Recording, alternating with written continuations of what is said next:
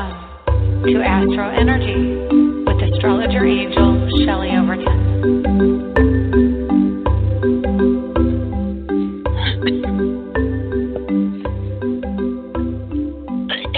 Excuse me.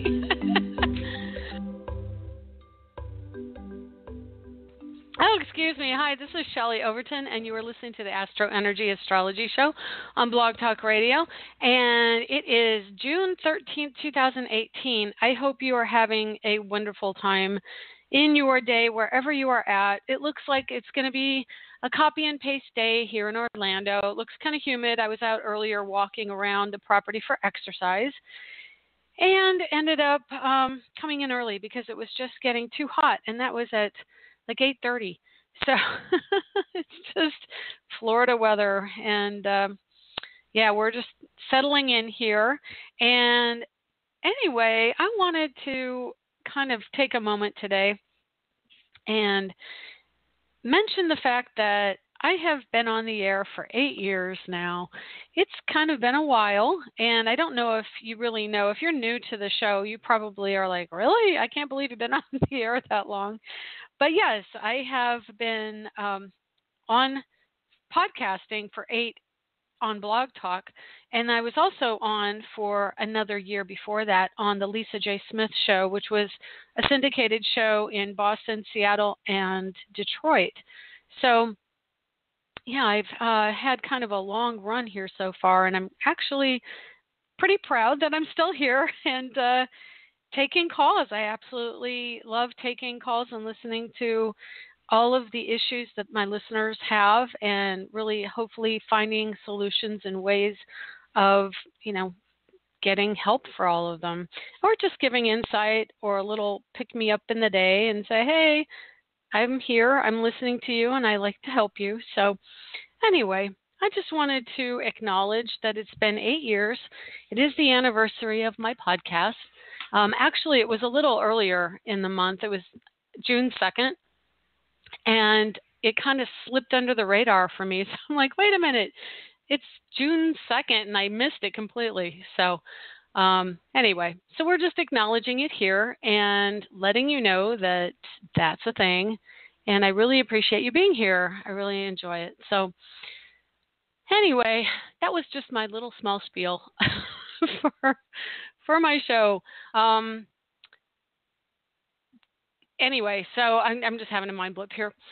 So I wanted to tell you a little bit about, I guess I could tell you a little bit about myself before we get going. I'm an astrologer in Orlando, Florida, and I have the podcast, and I do private readings. If you're interested in getting a private reading from me, you can go to Astrologer Angel or my sister site, Angelic Zodiac, and get a reading through that site. You just go to the schedule a reading button and follow, whichever reading you want. You would click it and then just follow the instructions. Okay, so today, isn't it going to be interesting today? Because we have some Mercury energy today. And if you're a longtime listener, you know that every time Mercury comes up in the sky, we have the potential for electric or electronic issues. So unfortunately, I seem to attract that. So I'm just giving you a heads up as we speak because, it's a potential. But I always, if anything happens, I always come back on the air or find ways to get back on the show. So don't worry. Just stick around if we have any issues, and we will resolve them, and I'll get back on. But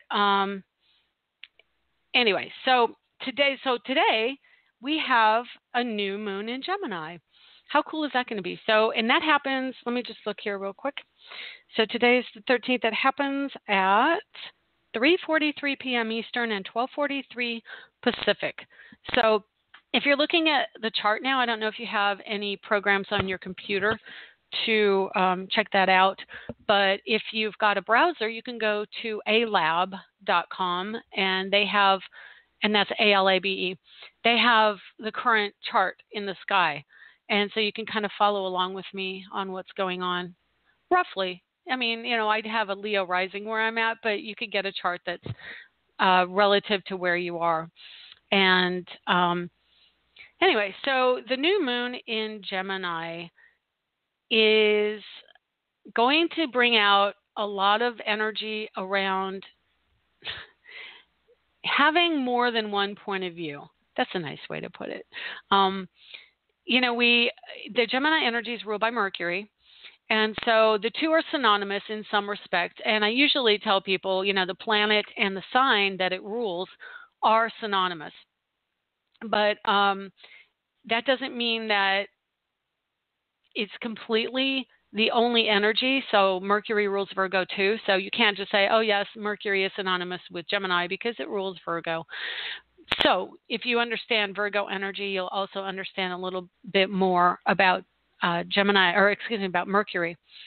So Mercury/Gemini energy is an air energy, which means that we are thinking and we're dealing with electronics, we're dealing with a lot of information, and because it's electrical, it means that this information is coming in through the air or through electronic means such as a computer or a phone or any other appliances or whatever.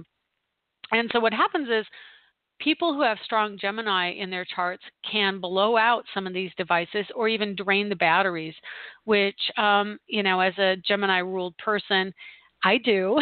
And so you may also. But anyway, so we've got this energy coming in as a new moon right now, and before it actually becomes a new moon, it's about 3 degrees away from the sun. And having the moon that close to the sun means that obviously it's on the side of the earth where it's very small or that we can't see it, and it actually is over lighted because it can't be overshadowed by the sun, can you?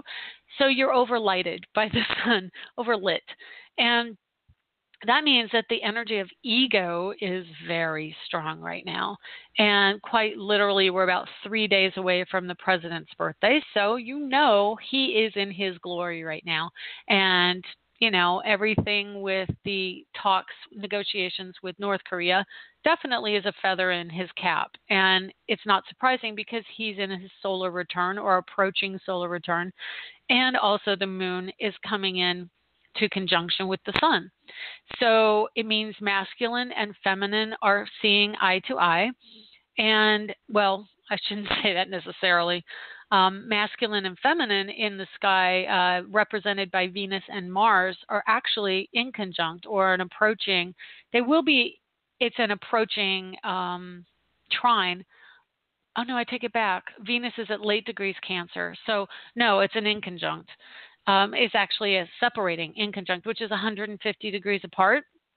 And that means it's a difficult aspect. So for men and women, there is a heightened sense that we are not in cooperation with each other, and we are operating it it's not diametrically opposed, and it's not even square. It's basically an uncomfortable position. 150 degrees is not in cooperation or not even an angle that we feel or that we can find a solution through understanding each other's differences. It's really, we're different and we are never going to get each other. And it's like, what the heck are you talking about? You're operating in completely different mindsets. So, Venus will be going into Leo, which will make an opposition to Mars.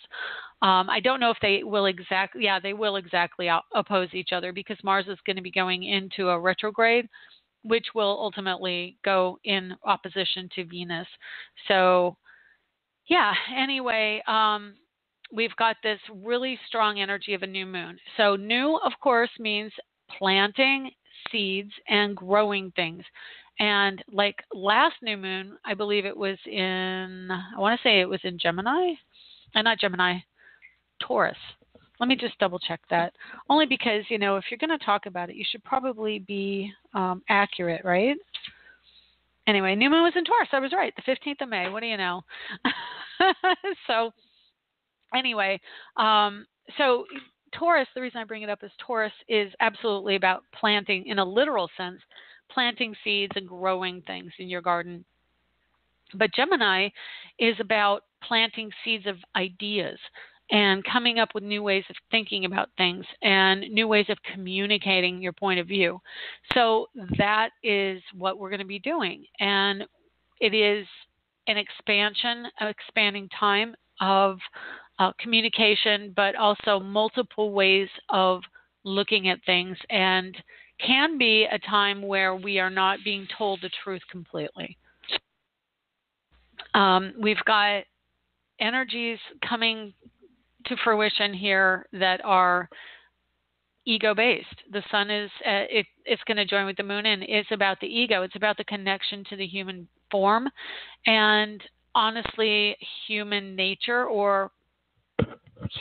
to this point, I should say, because I do think human nature is changing, and the moon is how we nurture ourselves, how we come to give ourselves that enlightenment or ego kudos, saying, hey, I am valuable on some level, and I need to recognize that. And I shouldn't say on some level. We're all valuable. But the ego represents a connection to the human form. And I really, when you pass on, the ego stays close to earth. So if you don't raise to a higher level of vibration after you pass and stay closer to earth, you're going to still have a certain amount of ego connection. But in the human form, it's what we use to express ourselves in a sense of defensiveness, in standing up for more petty sides of life on earth, and it's not necessarily associated with enlightenment and higher understanding. So you can definitely bring into your world some of the more petty situations. And I had that this morning. I got in line at Dunkin' Donuts, and I was racing there. I got in late last night, and I didn't feel really alert yet or even connected or engaged with humanity. And I got in line behind a car that had made the U-turn into the drive-in, and they were out in the street, so I got behind them. And when I got up a little closer, I saw there was someone coming from within the parking lot that was behind that car, so I let them in. I'm like, that's fine, you were ahead of me, go in. And then I went in behind that car, but the next guy was annoyed with me because I was coming in from the wrong direction. And I'm just like, I'm behind this guy. I was next. I literally was the next person. And when I got up to the window, rolled my window down to order, he yelled at me that I needed to go around the building next time and that I didn't get in the right way. So I was like, what? I understand that, there's kind of a flow that when things are busy, you want to go around the building because otherwise it gets really crazy. But there was no one else there when I got in line, and he was annoyed that I had been coming in from the other direction. I'm like, now that's the kind of ego-based thing that you'll see. So it's just those little petty things today. And new moon means that we are planting new seeds. So that's kind of in a nutshell what today is going to be like. And know that, again, words are going to be said. People are going to be annoyed. We are definitely acting out of order, so to speak, that we're not following the rules. We have Mars in Aquarius. Mars in Aquarius doesn't want to follow the rules. Mars in Aquarius does not want to be told what to do. So you can find that in your world as well. Like, it's really strongly affecting my son. I mean, he's going out to Animal Kingdom today with his dad and sister and everything. And so they're going to be together all day long at an amusement park. And it's going to be triggering one of his Aquarius planets. So it should be interesting to see if he's going to fall in line or say, no, I'm going to go off on my own, or, he can be contrary. And just so you know, Aquarius is the contrary sign, so they tend to be not only Aquarians, but contrarians. So Mars, 8 degrees Aquarius, and he's not showing any particular exact connection to other planets, but he's 30 degrees away from Saturn. And so they can be somewhat, talking to each other. Maybe what's happening is that Saturn in Capricorn wants to absolutely follow the rules of the structure and the law. And Mars in Aquarius is not having any of it. And he's saying, yes, that's all well and good for you, but I am beyond it. And this is honestly, I have to admit, this is kind of how I feel today. It's like I'm beyond all of the other people out there in the world telling me what to do. That's kind of the energy of the day. And having air sign new moon also can be very much about the thought and the idea, and not necessarily about the pragmatism of it. And so we also see this in conjunct between the new moon and Pluto today. So Pluto, also in Capricorn, is about trying to change things and make it new and different and get out the truth, because Pluto is the ruler of Scorpio, but it's about the underworld and the deeper, darker emotional motivation, and it's usually about value. And so when we have this in conjunct to the sun and the moon, we are dealing with innate issues around defending the self. And also the moon is home and hearth and homeland in a broader sense. It's about, this is our country, and we have to defend it. So it's especially with the ego, it's very, I would say, probably patriotic, but a little bit more insecure, because it is the 12th sign to Cancer, which is honestly the sign that rules America. So America right now is going through this new moon in the 12th house of, given the fact that the sun is in Cancer. This is probably a little bit more complex astrology, but I've explained this a few times in the past. I'll explain it again. When you put any sign as the first sign, that puts the 12th sign going through the zodiac, the one before it. So Cancer being the sun of the country, the 12th sign to Cancer would be Gemini. So that's the 12th house energy, and it's also the subconscious. So we have this new moon in the subconscious. It's really hidden from America in some sense, in some respect, and it means that there is something going on that we're not completely aware of yet. But I can tell you, when the sun and the moon end up getting into Cancer this month, which is around the 21st, 22nd, I'll tell you that day too, 21st, then that's when what's been going on behind the scenes will come out. And I would say probably with the North Korea energy, there were things being said and that went on that will come out later in the month. They're not necessarily coming out now. It is that hidden energy of the 12th house with the new moon, and also Gemini. So let's see what else we have here. Saturn is retrograde, and that means that, again, still Saturn is moving backwards, so it's a little bit more optimistic, but it is going back over the fear factor in our charts, along with the retrograde Pluto. Again, going back, going over the past, feeling like maybe I could have done something differently, but what is it that I could be doing differently? It doesn't necessarily come out right away. When it comes out is when Saturn goes direct and Pluto goes direct. And Saturn goes direct, I should just click on over here to my ephemeris, and then I can tell you very rapidly when that is by scrolling down. It is September 6th, and Pluto goes direct a bit after that on the 1st of October. So we have till fall, well, actually summer in September, and fall for Pluto. For Saturn. Saturn is summer.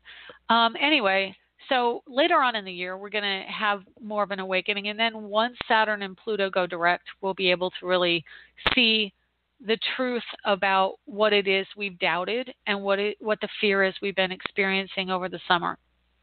Now we have a trine between Neptune and Jupiter still, and Jupiter goes direct in July, I believe, July 11th.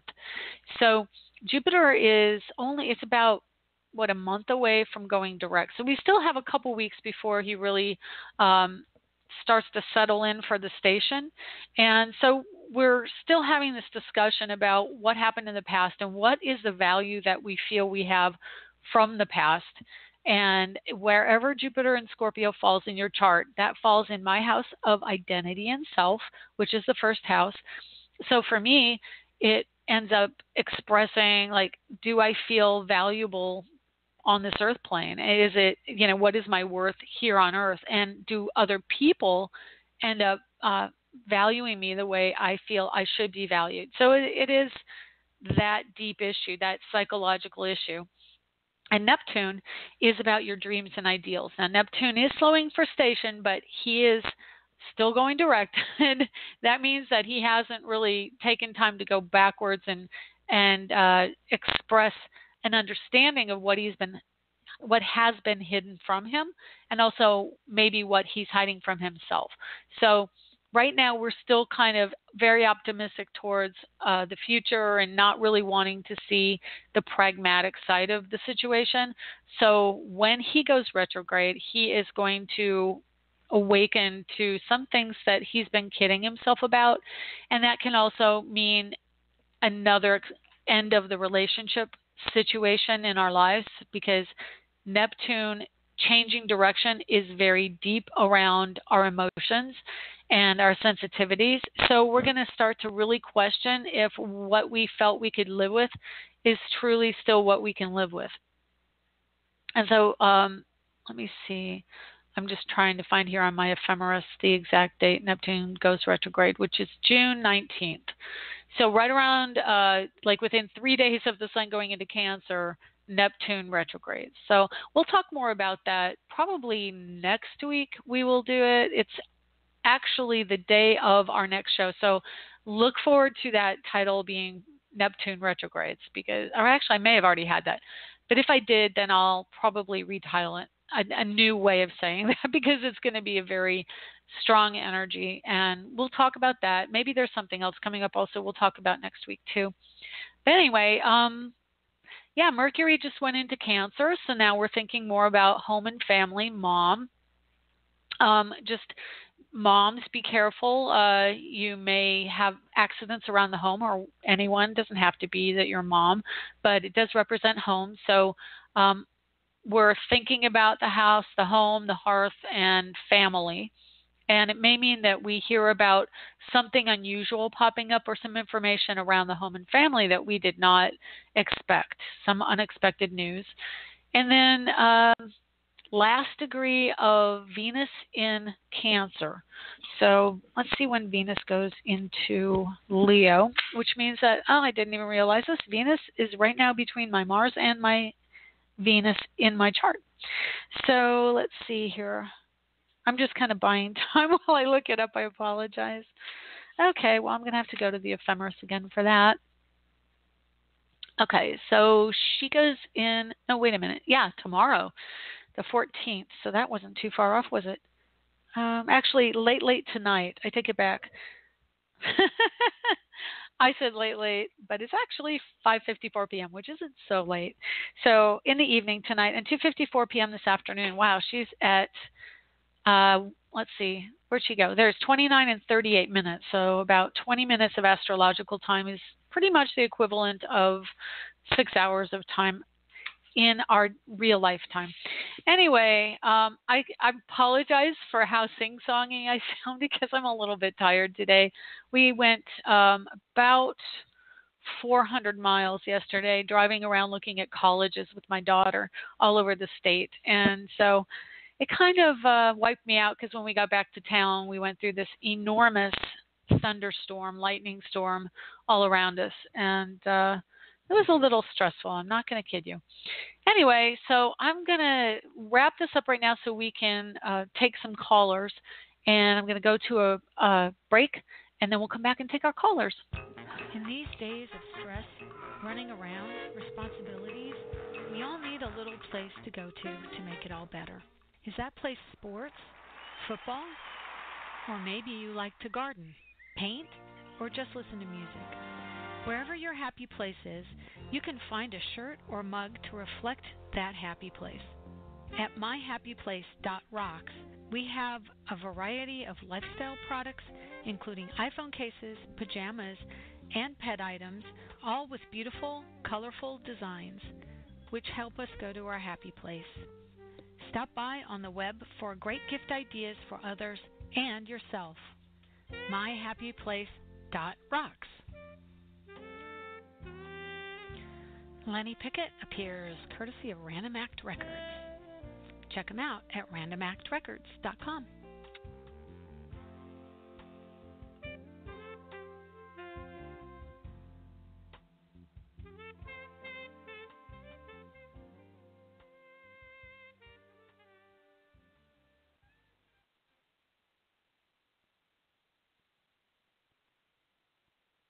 Oh, sorry. I guess that break was just a little bit slow for me, or a little bit short. Anyway, so my name is Shelley Overton. I'm an astrologer in Orlando, Florida. And this is the AstroEnergy Show. And if you would like to get a reading from me, you can get me at astrologerangel.com or AstroEnergy. I tell you, why am I even talking right now? AngelicZodiac.com or AstroEnergy. Okay, I'm just not going to get over this, am I? Okay, well, new moon in Gemini is having its way with my brain. Anyway, okay, if you'd like to call in and get a reading, you can call in at 347-994-3365, and I would love to talk to you. But in the meantime, we're going to talk to one of our other lovely callers. Hi, 608. Hello. How are you today? Hi, this is Jill. Hi, Jill. Thank you for calling today. I'm obviously a little out of whack, but I think I can still manage today. So. Well, you sounded like you knew what you were talking about to me.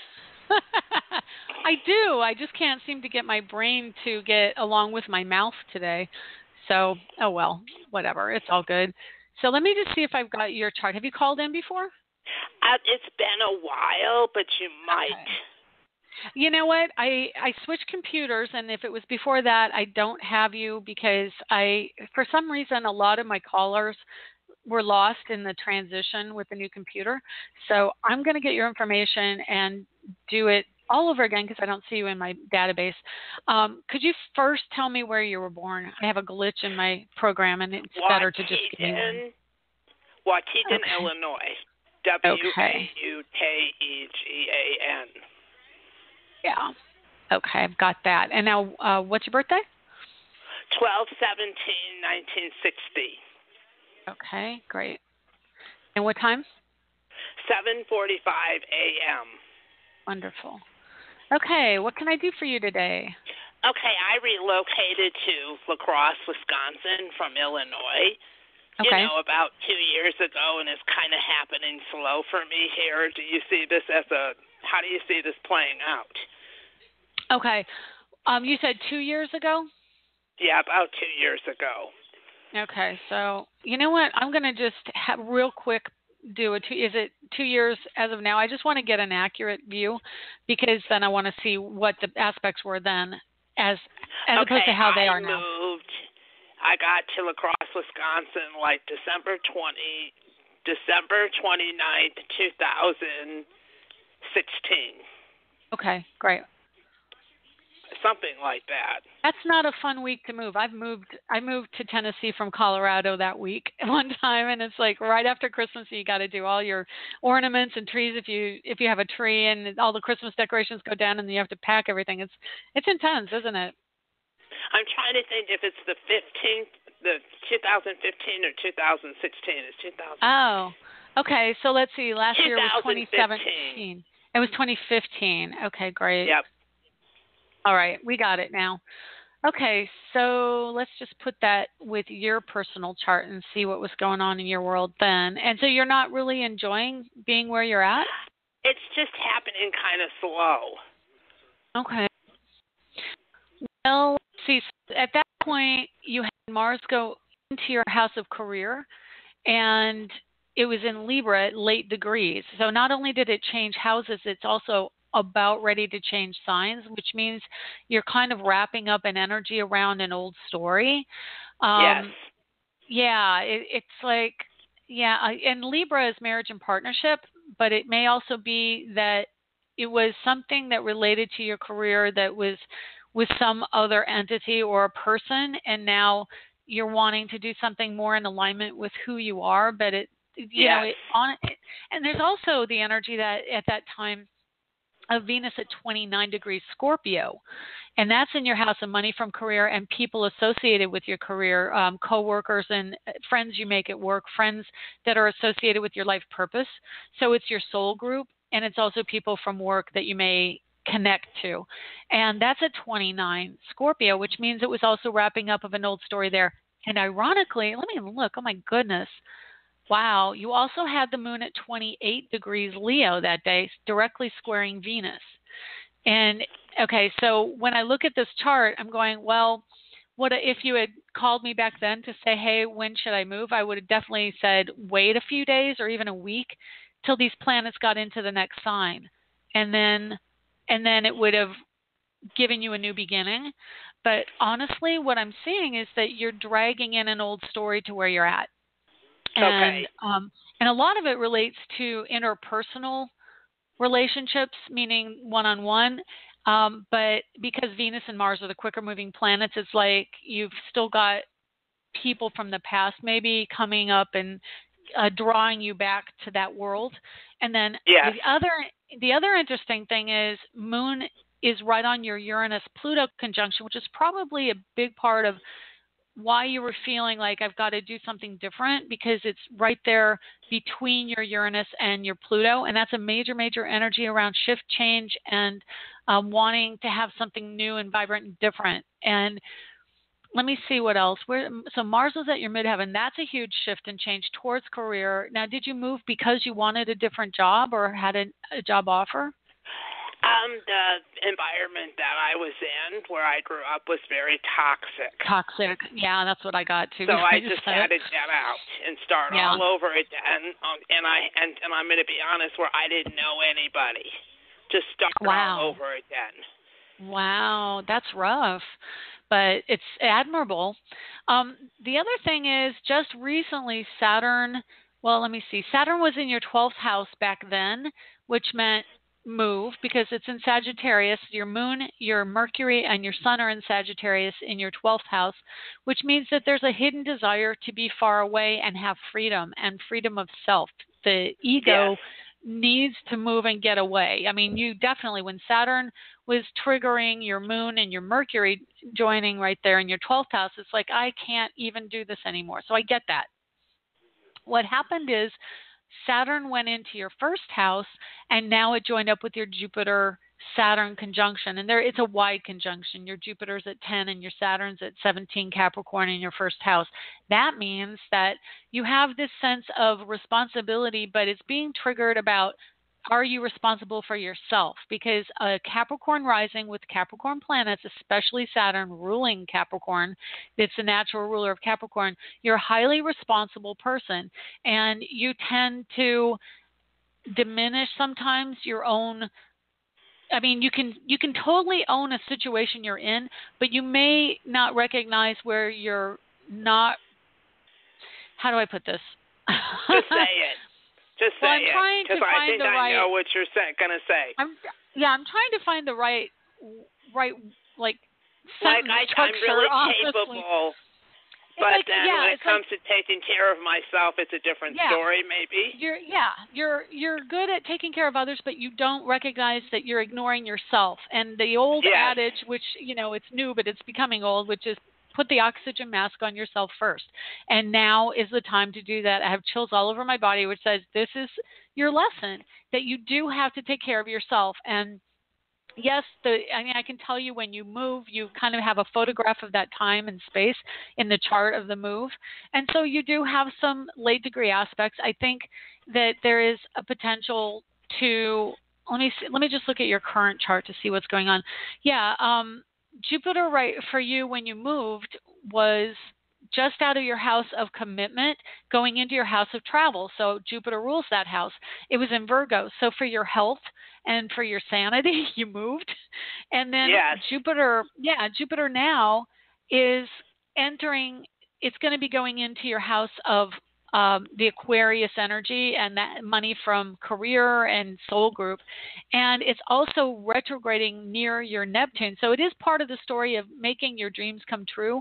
But what it's going to do, especially by the end of the year, is you're probably going to move again into a place that is more in alignment with what your energy is about, and you're closer to your soul group. So, finding the place that really resonates more to what you want, and not necessarily just a place to get away.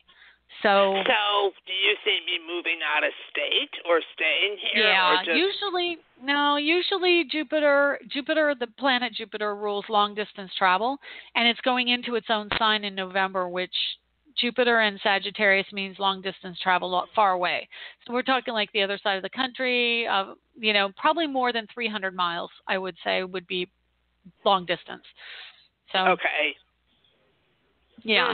Interesting. Generally states as opposed to cities. You're going farther away by state. And you already did that, but I can tell you it's like, Jupiter going into Sagittarius is going to also go right into your 12th house.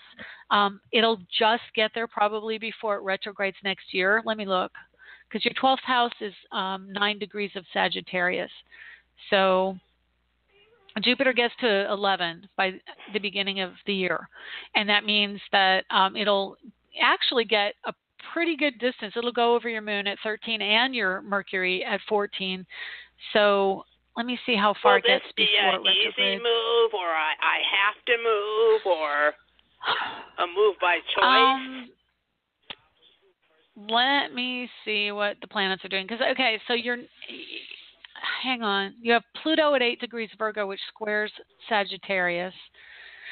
So practical money issues are always a concern. Let me just do a real quick chart for November and tell you how that interacts with yours, okay?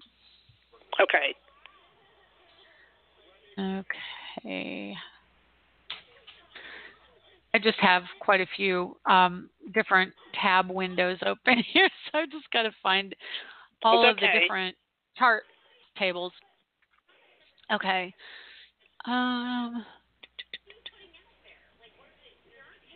Okay, let me see. I think it's going to be closer to December.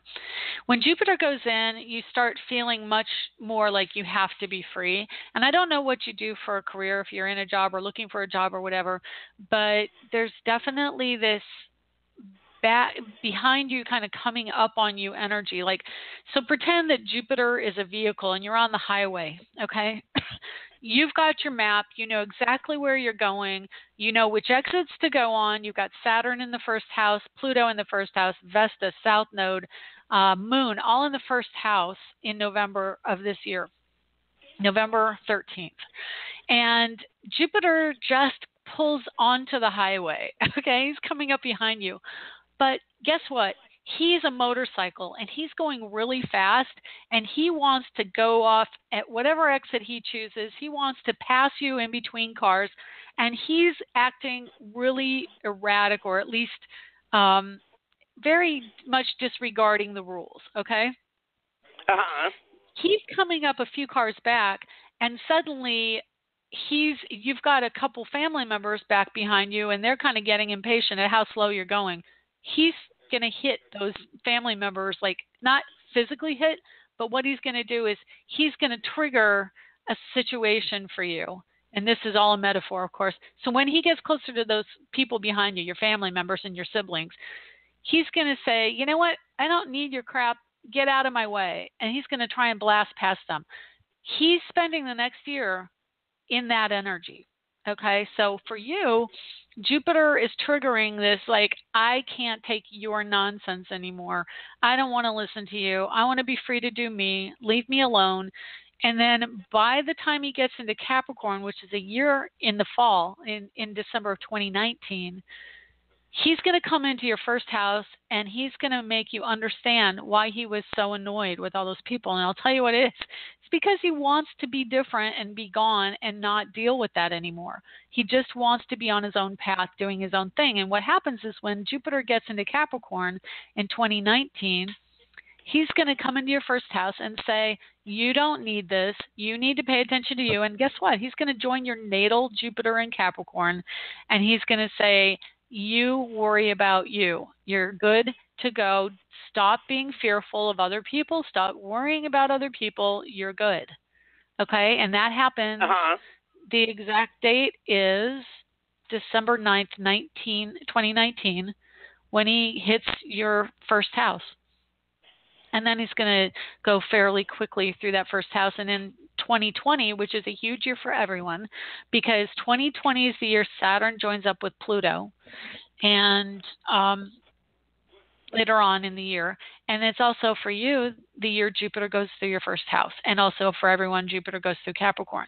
So it is a very large stellium of Jupiter, Saturn, and Pluto, making us move towards freedom and less about the rules and the structure. And also, well, that's a good thing. But to get there, it's going to have to show us a lot of what's been going on underneath the hood of the car. Okay. It's going to be like, oh, that's ugly. Oh my gosh, seriously, that was there.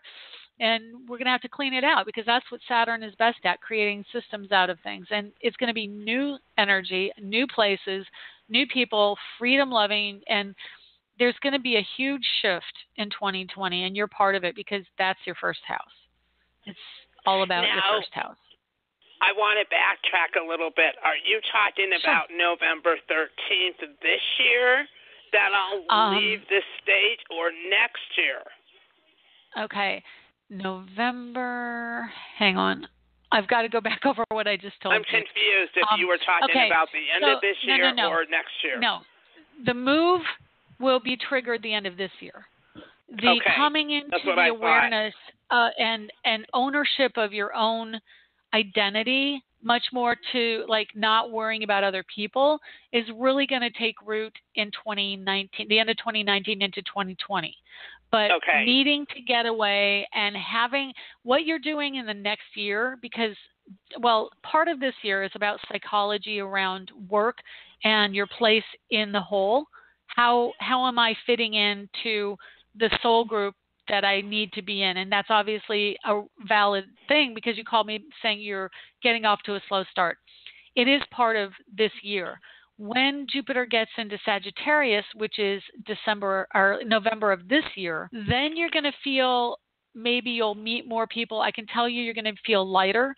You're not going to feel as bogged down by the emotion. You're going to probably start to really think about getting somewhere else that supports you in what you want to do with yourself and what you want to do with your life, and a place that makes you feel happier. And I'm not saying you can't find that where you're at necessarily, but having Jupiter going into its own sign, we're going to see a very large adjustment in this country and all over the world. People are going to be deciding to move to where they're happier and where they feel driven spiritually to be, because that's what Jupiter and Sagittarius is. Because the Midwest is very oppressive. Yeah, I grew up in the Midwest.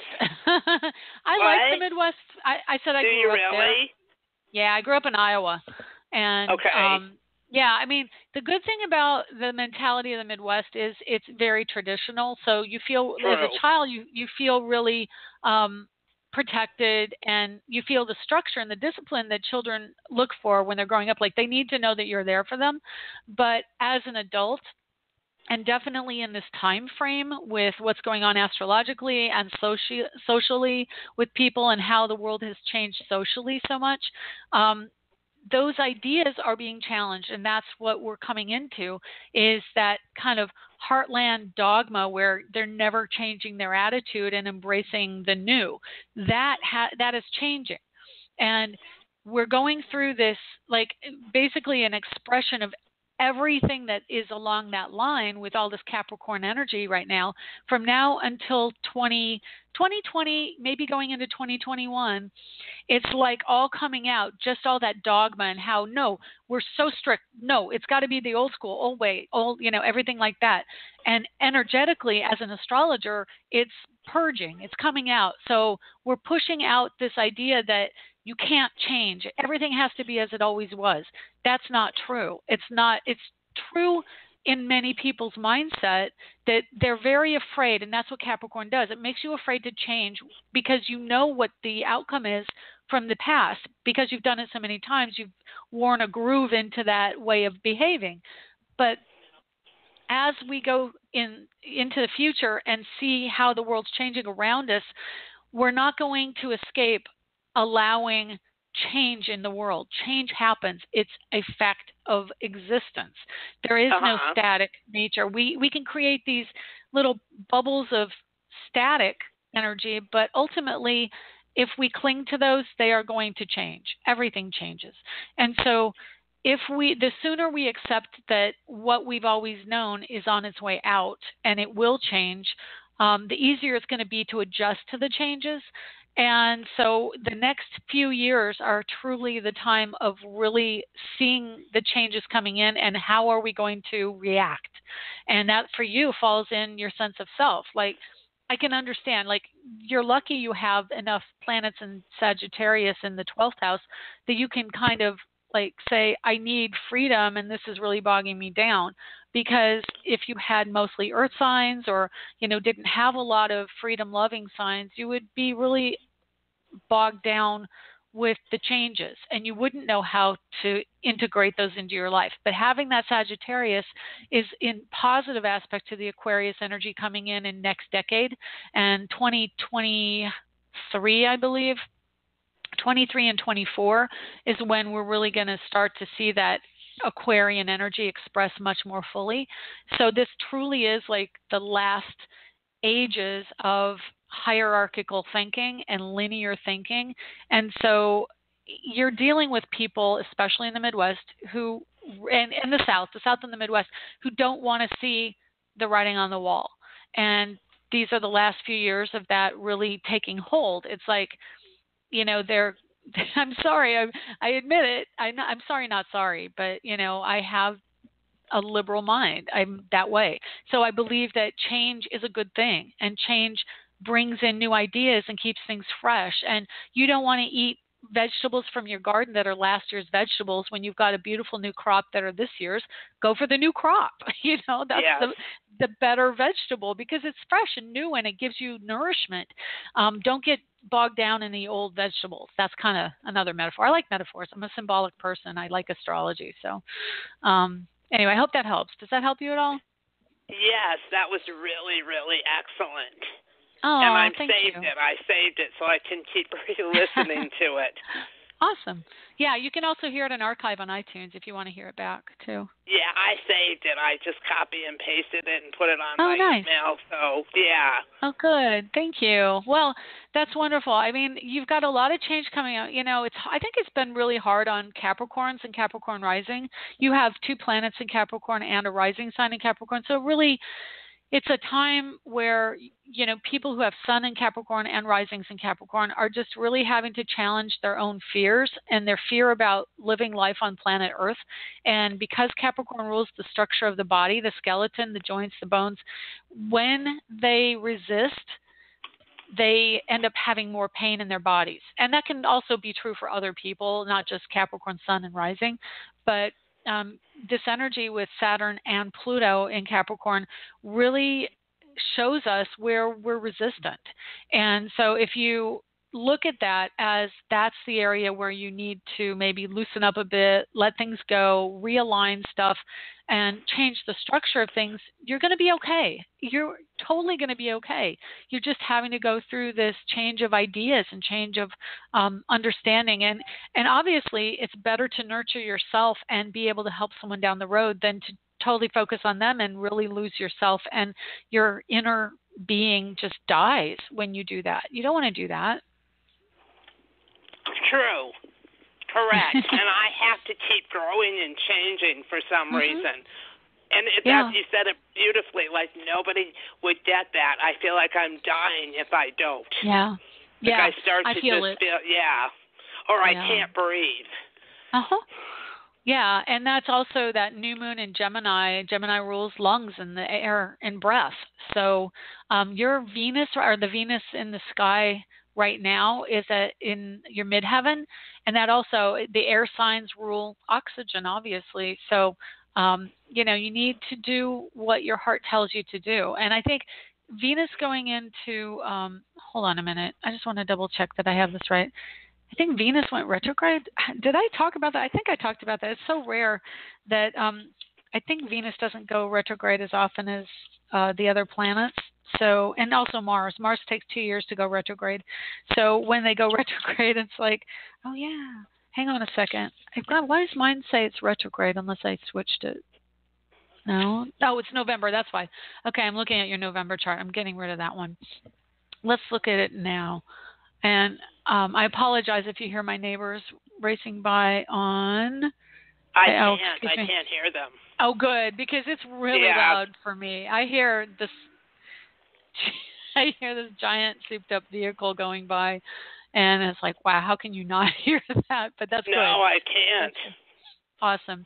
No, Venus is going into Leo, and that's romance and creativity. It's going into your house of commitment. So if you don't have anyone in your life, you could definitely attract someone in your life coming up. And Mercury will be coming up on your Mars and Cancer in your house of commitment. So you have two really wonderful energies coming in for romance in your chart. So that's in November?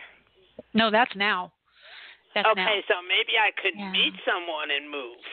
Yeah, that's a potential for sure. Okay. Yeah, and I want to tell you the one last thing right now today. You have Vesta at 29 Sagittarius. Just went in to that sign. It was in Capricorn. Now it's in Sagittarius because it's retrograde. Vesta is the energy of someone who is taking you to task about something, a woman, usually a woman. Vesta is Vestal Virgins. And so they appear to be the one keeping all the information. So there may be somebody, I would say even in Sagittarius, there may be somebody who is appearing to have more fun and more freedom than you. And, you know, you're feeling like they've got all the answers maybe, and you're not as able to do it. You know, don't worry about it. It's going to be okay. You know, you've got a lot of fortune coming in. By the end of the year, Jupiter in Sagittarius is just going to light you up like a Christmas tree around fun and going out and having fun. You're like, it's going to also trigger your subconscious to be awake and play more. And I really think that you need to do that. You're definitely, I can feel your energy is very stressed out, and you know, it's going to be okay, especially Venus and Leo. Go play, go have fun, find a friend, you know, go to the library or find a social group on meetup.com or whatever. And that's I'm not sponsored. It's just, you know, you go on social media and say, hey, you know, where are the clubs? Hey, I want to meet up with this club. Meetup is really great for social clubs that get you out to do things. So, you know, something in your personal interest range, so definitely go do that. You know, go find social ways of acting, you know, like go out and play and have fun, shopping groups, knitting groups, sewing groups. I mean, these are things I've been interested in lately, so I'm just throwing this out. You know, take a class at Michael's. So you actually think I could meet someone? Oh, yeah. Yeah, but you're going to meet them if you're out there playing. It's about play. Okay. And also, if you're interested in cooking, take a cooking class. You have Mars and Cancer. That's a really great place to meet someone, too. Okay? Okay. But don't be in that fear mode. Try and get past the fear mode and look.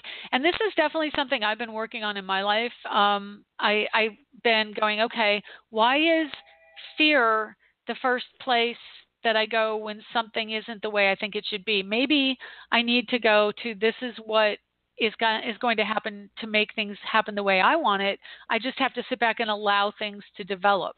So we are definitely little, I want to say mice in a maze, that we go down a path and say, oh no, that one was a dead end. And the next time we get near it, we're like, oh, it was a dead end last time. I can't do that. I understand not wanting to get burned more than once when you've already gotten burned, but sometimes we have to say, well, maybe that was a false start and there is something better on the other side. So I just want to say, follow your intuition, follow your inner guidance, and don't always go to the worst case scenario. That's really kind of the bottom line. The worst case scenario isn't always going to develop. And I would say a lot of times if it does develop, it's because we've convinced ourselves that that's the only way it could develop. So, you know, try and look at situations as a way to grow and a process and not a finish line. Okay? Okay. So, yeah. Anyway, I hope that helps. Wow, that was just excellent. Aw, I'm glad I was able to help you. I really am, sincerely. Yes, and again, like I said, I'm going to re-listen. Okay, great. Well, thanks for the call, Jill, and let us know how it goes. Thank you for all your time. That really my pleasure. was refreshing for me. Great. Then I've done my job. I needed that. Awesome. Yeah, it's really hard when you're alone in a city or someplace new and don't have any friends. I mean, I hope you have friends now, but when you're alone and, you know, you're just kind of isolated a little bit, you really need to have somebody who understands or wants to give you encouragement. I mean, I know I do. So anyway, you encouraged me too. So thank you. You're welcome. Take care. Have a great day. Okay. Thank you so much. Bye-bye. Bye. Okay, let's take 863. Hi, 863. How are you? Hello. Hey, Shelley. Hi. Who is this? Oh, this is Beth. I've called you before. Oh, okay. Wonderful. Let me see if I can find your chart. It's Elizabeth. Yep, actually. I've got it's you. been a few Yeah, months. September 26th. That's it. Okay. I was actually calling you. It's been a few months. At the time I called you, I was having some real personal issues in my marriage, and just listening to a lot of astrologers like yourself, I imagine it had a lot to do with Chiron and other planets. We could go over all that, but things. He has really been working hard to repair problems. We are actually going to be going to a couples retreat in 2 weeks in Orlando, because I live here in Lakeland, and lovely. So I was wondering if you saw anything during that time, during the weekend of I believe that's the 23rd, and then the following week we're scheduling some time away as a good thing, or anything to avoid or whatever. Do you want me to give you his birthday also, or what? Oh, sure, if you want to. Yeah, we've got about 5 minutes, so I'll do the best I can at the end of the show. But Okay. Just a second. I'm going to set up the chart tab here. Okay, so let's see. Okay, so what's his birth information? It's August 16th, 1964, in Wausau, Wisconsin. Okay. Oh, another Wisconsin. Do you know what time he was born? About 5:30 a.m. Okay, great. Wonderful. Okay, you said 5:30 a.m. Wonderful. Okay. Got it. Let's see. First, I'm going to see what's going on with him in his chart real quick here. Okay. Wow. Let's see. He was born 3 weeks before me. Oh. Yeah, cool. It is pretty cool. He's got Venus and Mars in Cancer. He's got a Leo rising, a Leo sun, and 3 planets in Mercury, 3 planets in Virgo, including Mercury. Saturn at 2 degrees Pisces, Moon in Sagittarius, 15-degree Neptune in Scorpio, Jupiter in Taurus, and so let's see, marriage and partnership. He has Saturn in Pisces, and he has Neptune just into the house of commitment, directly on his Chiron. So I'm guessing that that may be a thing that he has. Do you know that that's a thing? All of his birth chart? Yes, I have been looking at it, and I know we have some that overlay each other, like what's in Pisces, yada, yada. So. Yeah. So Neptune, and I have to tell you, because again, I was born close to this. Neptune on Chiron is really very healing, and I've been finding that myself, that whatever that deep wounding is, having that Neptune going on your Chiron is just almost like, there, it's okay.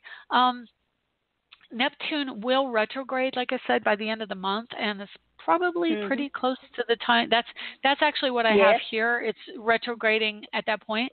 So he is going back over what's going on in his personal chart. He's going back over those woundings in that retreat. That's kind of the focus, at least for him, what he's doing.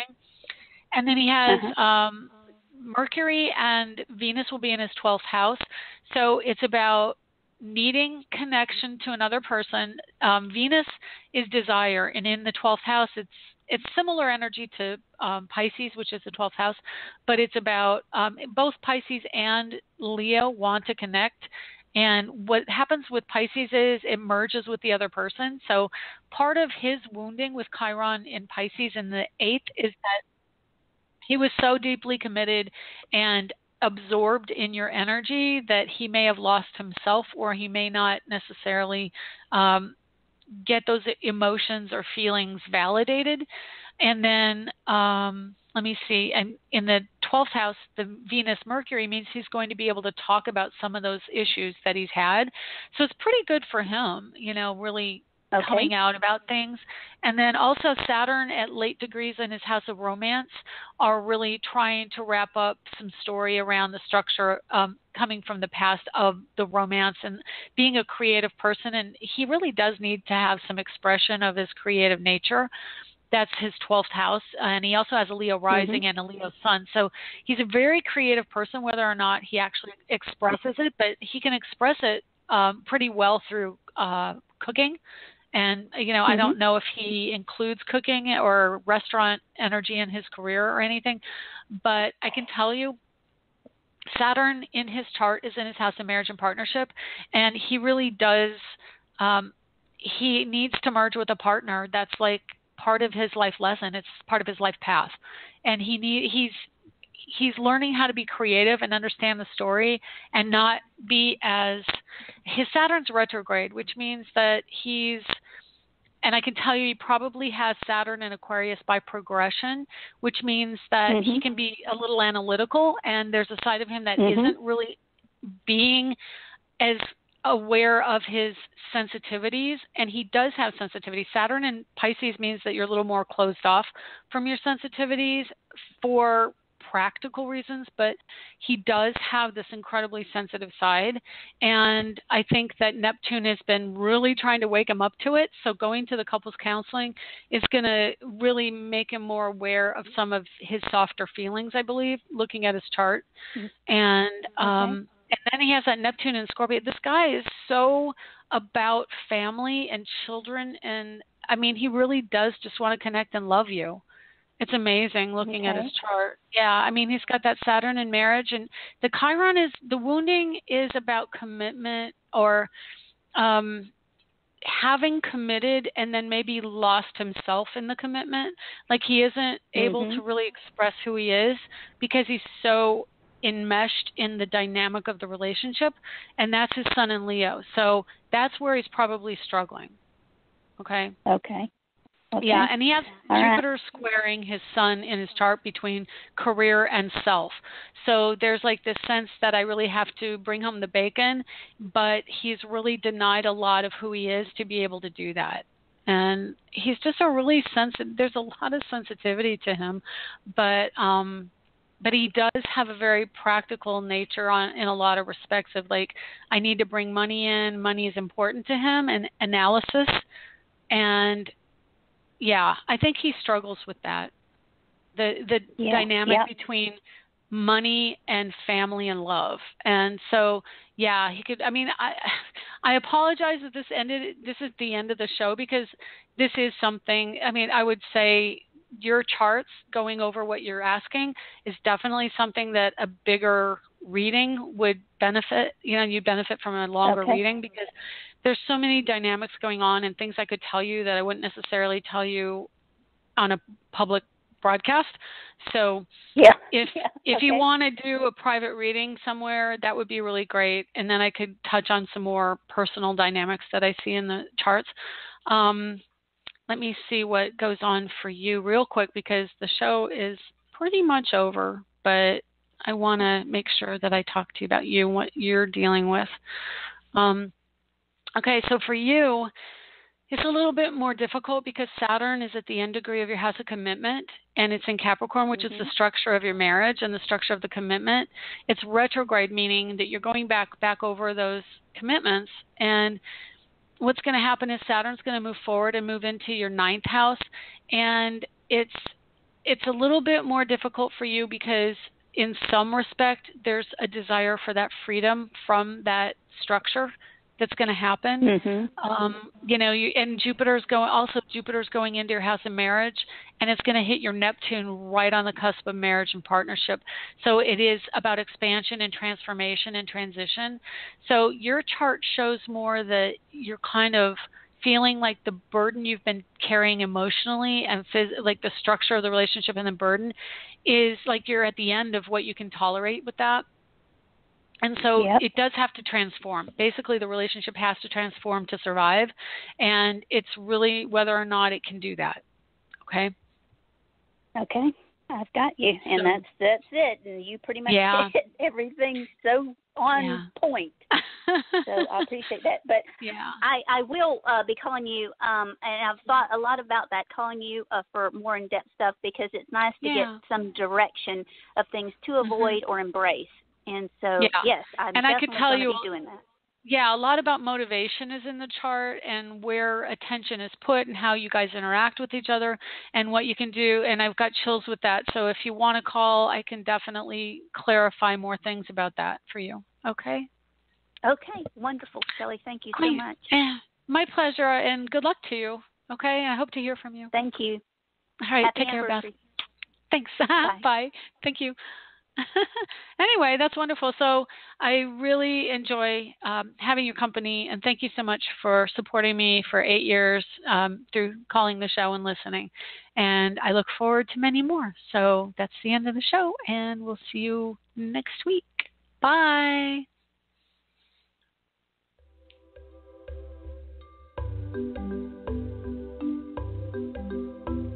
Thanks for stopping by AstroEnergy this week. If you would like to get a hold of Shelley Overton, you can get her at astrologerangel.com, on Facebook at AstroEnergy or Astrologer Angel. The music was provided by Kevin MacLeod at incompetech.com with additional music by Ironwood Rain.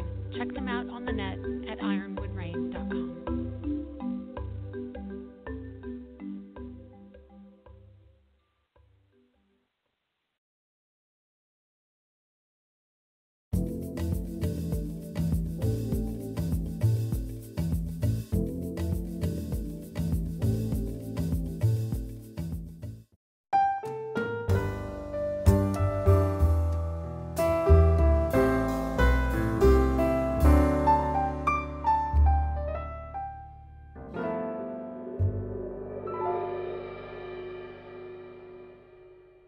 To subscribe, please click the picture of Shelley on the right or the red button below.